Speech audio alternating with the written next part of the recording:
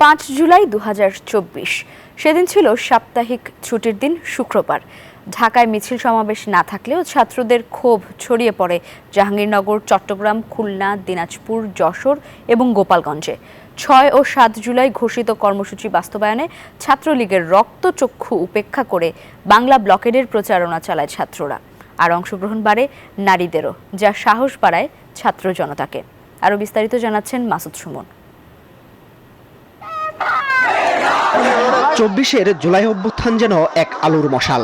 ইতিহাসের অন্ধকার গলি পেরিয়ে নতুন বাংলাদেশের সোপান। সরকারি চাকরিতে কোটা সংস্কারের দাবিতে টানা আন্দোলন শুরু হয় 5 জুলাই। শুরুতে এই আন্দোলন অহিংস হলেও তা পরে রূপ নেয় সংঘাতে। 5 জুলাই শুক্রবার, সাপ্তাহিক ছুটির দিন। ঢাকা শান্ত থাকলেও ছাত্রদের ক্ষোভ ছড়িয়ে পড়ে জাহাঙ্গীরনগর, চট্টগ্রাম, খুলনা, দিনাজপুর, যশোর ও গোপালগঞ্জে। বিশ্ববিদ্যালয় শিক্ষার্থীরা অবস্থান, বিক্ষোভ, সমাবেশ ও রাস্তা অবরোধ করে জানান প্রতিবাদ। জাহাঙ্গীরনগর বিশ্ববিদ্যালয়ের এই শিক্ষার্থী জানান, শুরুর সময়টা শিক্ষার্থীদের পড়ার টেবিল থেকে আন্দোলনের মাঠে আনাটা ছিল সবচেয়ে বড় চ্যালেঞ্জ। বৈষম্যবিরোধী ব্যানারটি আসলে জাহাঙ্গীরনগর থেকে এটার যাত্রা শুরু হয় এবং 1 জুলাই থেকে আমাদের এই কর্মসূচি শুরু হয়। আমরা 1 জুলাই যখন সবাইকে লাইব্রেরির সামনে, আমাদের যে সেন্ট্রাল লাইব্রেরি রয়েছে সেখানে সমাগম হওয়ার জন্য বলি, এবং আমরা আতঙ্ক ছিলাম এই কারণে যে বিশ্ববিদ্যালয়ের প্রশাসন আসলে সহযোগিতা করছিল না আমাদেরকে। তাদের উপস্থিতিতে, তাদের এক প্রকার নির্দেশে আমাদের উপর হামলা চালানো হয়। বান্ডেল থাকলে প্রতি সেনমানিতে টাকা বাঁচবে। বিকাশ সেনমানি বান্ডেল কিনে জিতুন প্রতি লেনদেনে। মূলত এ সময় থেকেই গোপনে আন্দোলন বেগবান করার কাজ শুরু করে বিভিন্ন রাজনৈতিক দলগুলো।